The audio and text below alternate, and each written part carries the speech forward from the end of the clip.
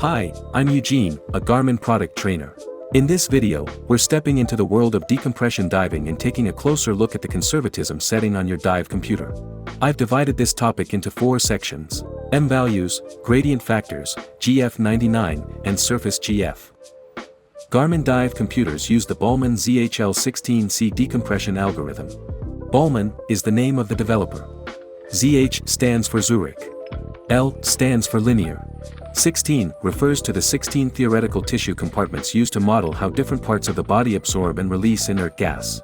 For example, blood absorbs and releases gas relatively quickly, while joints do so much more slowly. And C is simply the version designation. Version A is used for research, version B for printed decompression tables, and version C for dive computers. Decompression sickness occurs when ambient pressure decreases and dissolved nitrogen in body tissues forms bubbles, which can block blood vessels or damage tissue. The purpose of decompression stops is to prevent this from happening. Let's use this chart to explain how it works. The horizontal axis represents ambient pressure. On the far left is surface pressure at 1 atmosphere. As we move to the right, pressure increases, which means depth increases. The vertical axis represents the inert gas pressure inside a tissue compartment, in other words, the amount of nitrogen accumulated in that tissue. This line represents nitrogen saturation. As pressure increases, nitrogen enters the body's tissues until it eventually reaches equilibrium. If we then ascend and reduce the pressure, the nitrogen becomes supersaturated. Once that supersaturation reaches a certain point, the dissolved nitrogen starts turning back into gas, forming bubbles and potentially causing decompression sickness. This point is called the M value. An M value represents the maximum nitrogen pressure that a theoretical tissue compartment can tolerate at a given ambient pressure. If we connect the M values at different pressures, we get what's known as the M value line.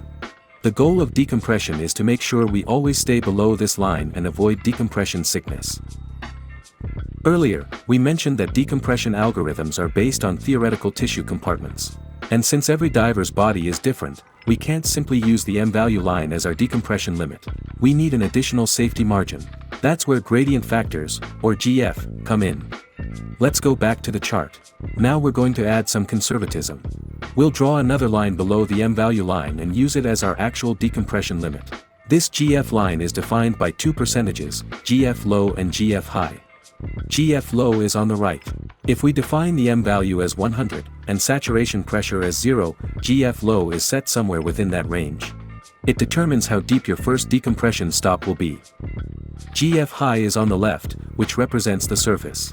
Again, the M value is 100, and saturation pressure is 0. GF high is set within that range and affects the total decompression time. Let's use Garmin's default high conservatism setting, GF3575, as an example. As we ascend, nitrogen in the tissue goes from saturated to supersaturated. Eventually we reach the GF line. We can't exceed that line, so this becomes our first decompression stop. At this point, we're at 35%. After completing the stop, we continue ascending. We reach the GF line again, make another stop, and repeat the process. Eventually, we arrive safely at the surface. At that point, we're at 75%. Now let's see how different GF settings affect decompression. First, let's compare GF4575. With a higher GF low, the first stop occurs at a shallower depth. It's closer to the M value line and therefore less conservative. Next, let's look at GF high. We'll compare GF3595. With a higher GF high, total decompression time becomes shorter. You'll reach the surface with more nitrogen remaining in your tissues, making it less conservative. You can also see that GF high affects your NDL. To change the GF settings on your dive computer, first select your dive activity. Then go to Dive Setup. Select Conservatism. From there, you can choose one of the preset conservatism levels or manually customize GF low and GF high. Next, let's talk about the GF99 data field. GF99 represents your current gradient factor. More specifically, it shows the GF value of the tissue compartment with the highest level of inert gas supersaturation among all 16 theoretical tissue compartments. Again, let's use GF3575 as an example. If you follow the dive computer's decompression schedule perfectly, GF99 will be 35 when you arrive at your first decompression stop. That's your GF low. And when you reach the surface, GF99 will be 75. That's your GF high. But what if GF99 reads 40 at your first stop? That means you're closer to the M value line than expected. Your tissues are more supersaturated than the decompression model intended. If GF99 reaches 100, it means you've reached the M value. And if it exceeds 100, you've gone beyond the M value line, significantly increasing your risk of decompression sickness.